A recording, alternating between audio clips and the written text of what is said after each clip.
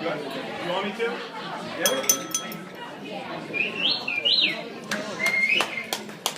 Folks, we're going to get started. And I have three very, very quick, brief things to say as we start.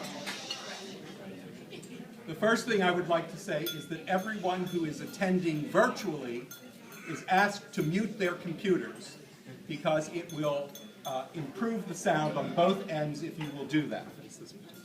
The second thing is, I would ask that everyone who is in this room try to be as quiet as possible during the Seder, because the system will pick up everything and make it very hard for those who are attending virtually to hear the Seder.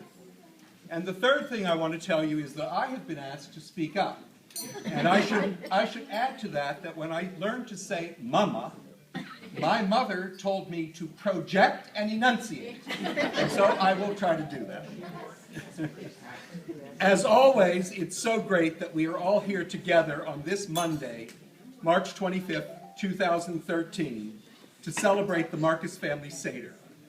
This very special Seder is being virtually attended by Marcus family groups at Green Oaks Country Club in Pittsburgh, at Karen Schultz's house in Washington, D.C., with David Schultz and his friend Ray Goldstein, at Molly and David Hipp's house, fiance, thank you, at Molly and David Hipp's house in Pinehurst, North Carolina, with their daughters Natalie, Rebecca, and Sylvia, at Joyce and Carol Marcus's house, or one of their houses in Hillsborough, North Carolina, at Frank and Lynn Fisher's house in Dallas, Texas, with Todd and Samantha and their daughters Morgan and Madeline, at Goldie and Ronna Holtzman's house in Blacksburg, Virginia, at David and Carol Porter's house in Leawood, Kansas, with their children Sophie and Joseph, with Eddie and Karen Porter, Barbara and Ron Hill and their children Alec and Jaden, Mike Gill and daughter Lindsay, Deborah and Rachel being in Spain, and where are Ryan and Adam? I don't know.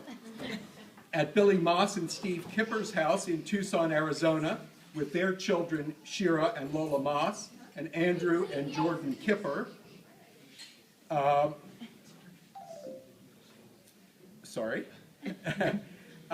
Holtzman, Barney and Kira Holtzman and their daughters Zoe, Sophie, and Naomi, Judy Holt, Ann and David Hammeroff, and David's father Gene Hammeroff, Chuck and Judy Schultz, as well as several friends, cousins, and local students.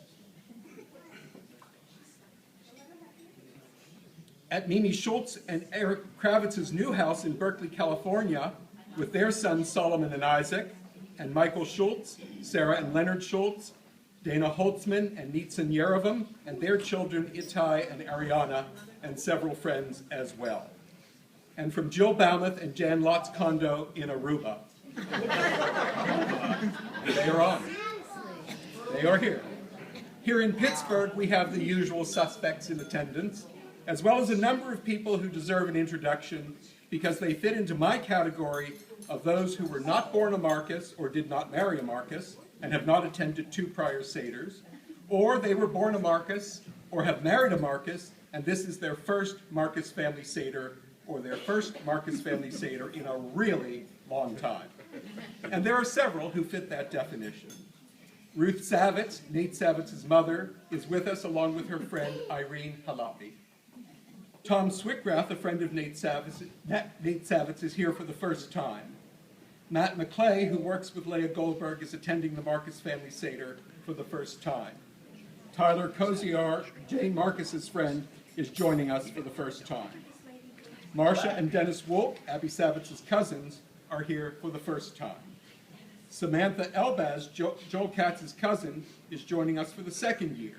She is from Cardiff by the Sea, California, and continuing her studies as a sophomore at Chatham University. With her is Tillman Nadolski. Steve Stepp, Dana Stepp's husband, and Micah Wintner, Don Stepp's nephew, are here for the first time. Molly Smoot, Don Stepp's niece, is here for the second time with her brother, Eric, who is here for the first time. Their parents, Carrie and Joel Smoot, Don's sister and brother-in-law, get no mention, this being their third Marcus Family Seder. Betty Jacobson, Don Stepp's mother, is joining us for the first time. Philip Dragata, who is married to Rachel Savitz Dragata, is attending his first Marcus family Seder. And Trevor Okanak, who is married to Alice Marcus, is at the Marcus family Seder for the first time. Gary Holt is here from Tucson, Arizona.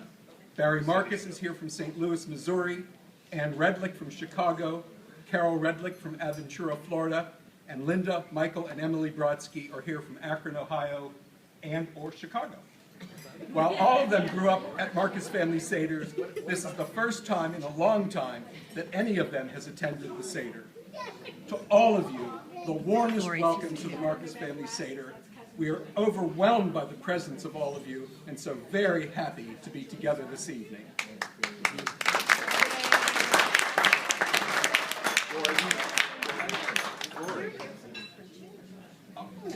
I'm so sorry.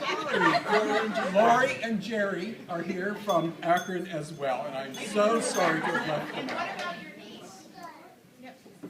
out. My niece does not count. She's been here more than 2 times, and so have the boys. Carefully checked. We will, in the course of the Haggadah readings tonight, recall the Passover history of the Jewish people. But tonight is also a historic Passover for the Marcus family, this being the 100th Marcus family Seder in America. And while there is no Haggadah, to recount some of its highlights, to recount our family's history, I would like to recount some of its highlights to you. I would be remiss if I didn't add that the very idea of this virtual Seder, as well as the enormous planning it took to implement the plan, is owing to the yeoman efforts of Amy Katz-Lehman with the technological support of Aaron Lehman. They really deserve all of that. So to our family history. The matriarch of this family, Esteretta Merlin Marcus, was born 150 years ago in 1863. She and her husband, Baruch Moshe Mirkus, had 8 children. They lived in Katras, a village near Kiev, where the Mirkus family lived. Baruch's ancestors dealt in Mirkus, the Russian word for measuring instruments, hence our family name Mirkus, which became Marcus in America. Baruch died in 1906 when he was only 41 years old. Their son Mechel died 3 years before him at the age of 3 months, and their daughter Chava died 3 years after him at the age of 9. Esteretta determined that safety, freedom, and opportunity awaited her family in America. And so in 1907, she sent her oldest daughter, Goldie, to Pittsburgh, where her nephew, Benny Schwartz, had already gone. In 1909, Goldie was followed by Abraham, and in 1911, Eva joined them. Finally, on September 17, 1913, Esteretta and her 3 youngest children, Sarah, Anna, and Myrtle, arrived in Pittsburgh to establish the Marcus family's home in America at 1700 Webster Avenue. Goldie had already married Morris Holtzman and had a son, Barney, and so together with her entire family, Esteretta celebrated Passover at their first Seder in their new home in America on April 12, 1914. And that is the 100th Seder, because you begin at 1. A few years later, Esteretta purchased a house at 1004 Chislett Street in the East End, where family Seders were held for about the next 5 decades, later moving to the Webster Hall Hotel, the Hilton Hotel, the Concordia Club, and now to Green Oaks Country Club, probably because fewer of us were willing to undertake all of the preparation at home. This evening we celebrate the 100th Seder of our family in America. Esteretta Marcus is the grandmother of the oldest of us here tonight, Shirley Stein, and the great-great-great-grandmother of the youngest of us. If we remember anything about her, we remember how enormously she was loved and respected by all of her offspring and their families who knew her or who knew of her. And we remember that she had a profound effect on the lives of each and every member of her entire family. The Marcus family history, first published on December 19, 1948, begins with these words.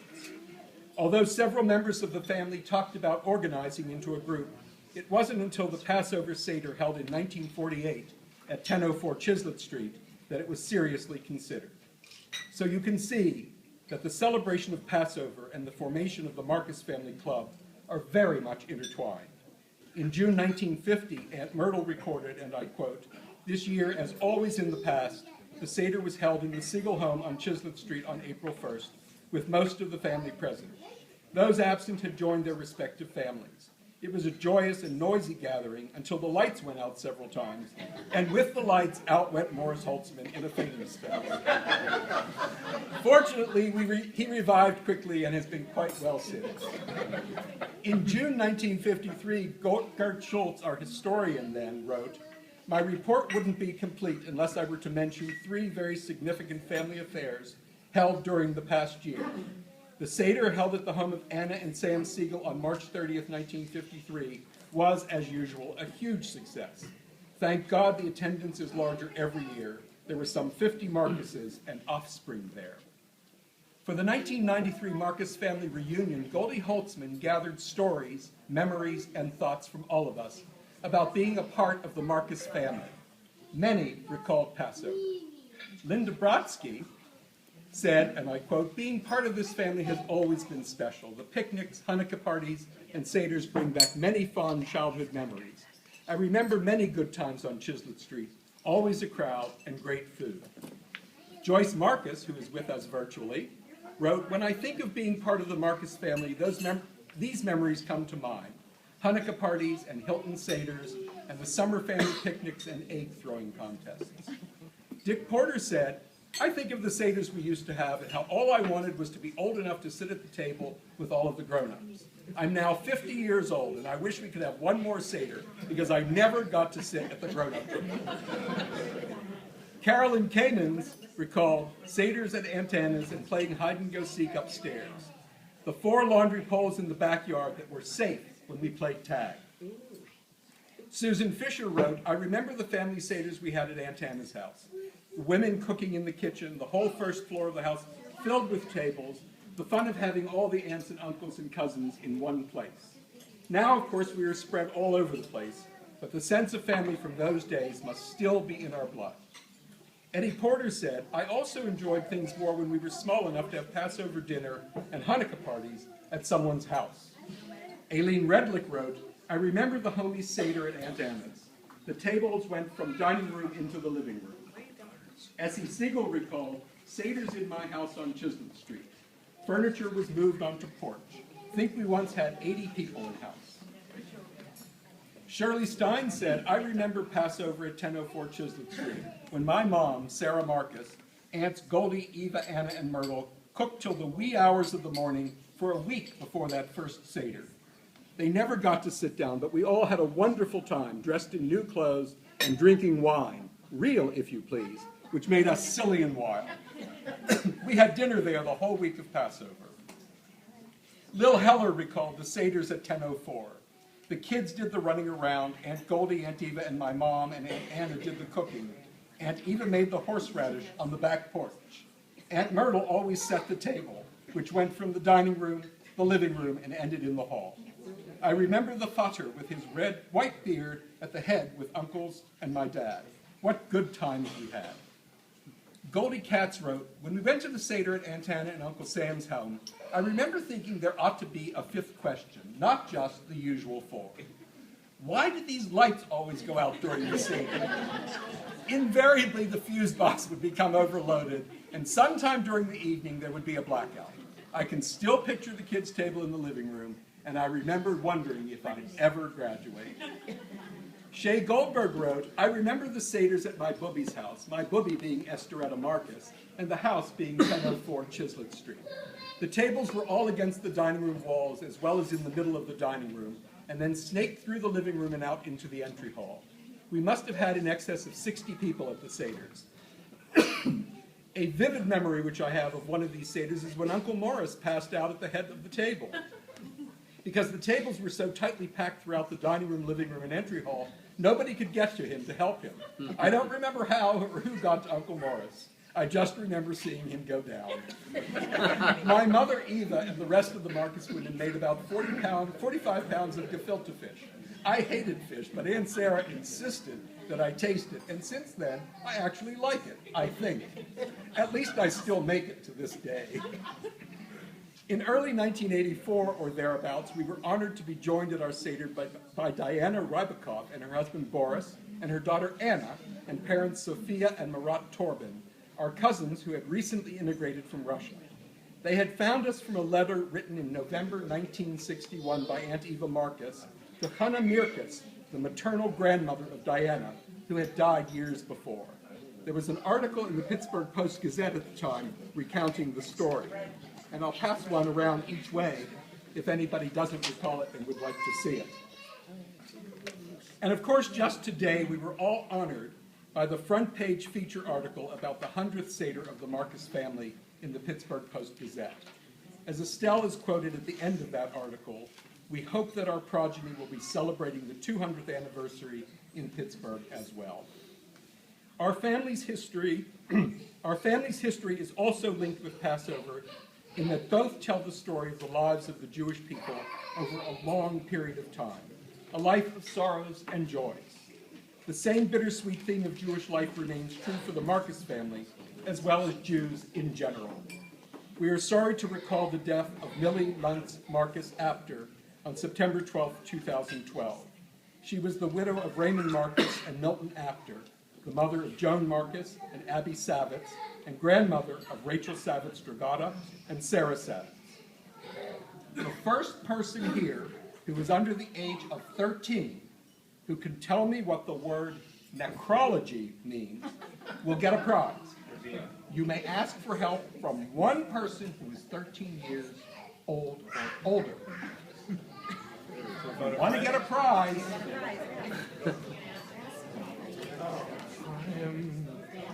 you can't Google, you have to ask a person. I mean, the Seder once was by Google. You're not allowed to Google it. not like, oh, you can do anything. I can Google So it. anybody want to guess what necrology means? That's good. Yes, tell me. Very good. That's close enough. It's a reading of a list of people who died. And so you get a prize. And who else knew what it was? You get a prize. Yeah. You get prizes. Give one to your brother, too. All right, we're going to take a quick break here. Oh, no, we're not. And if I missed anybody, let me know, because I've got a prize for you, too. Gordon? Yes. So, now that you've heard what a necrology is, let's hear what it really is. Since this is a Seder which reflects upon all of our other 99 Seders over the years, I thought it would be appropriate to recall all of the 52 members of our family who have died. If you listen closely, you will hear many names that will bring back memories, and many names for whom others were named. Mechel Marcus, in the year 1903. Baruch Moshe Marcus, Estretta's husband, 1906. Kava Marcus, 1909. They all died in Russia. Bertha Marcus, 1917. Esteretta Marilyn Marcus, 1931.